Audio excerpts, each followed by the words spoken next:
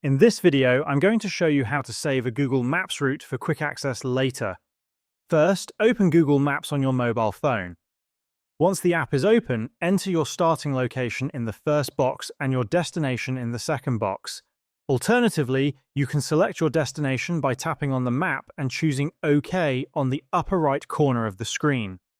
Once you've plotted your route, you'll see the full path from your starting point to the destination.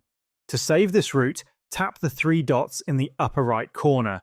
A list of options will appear. Select Add Route to Home screen.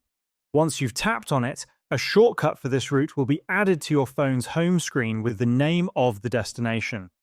Now, anytime you want to access this route, simply tap on the shortcut and it will open Google Maps with the same route ready to go. This feature is especially useful for frequently traveled routes such as your daily commute or a favorite hiking trail. With just a tap, you can save time and avoid the hassle of re-entering the same locations repeatedly.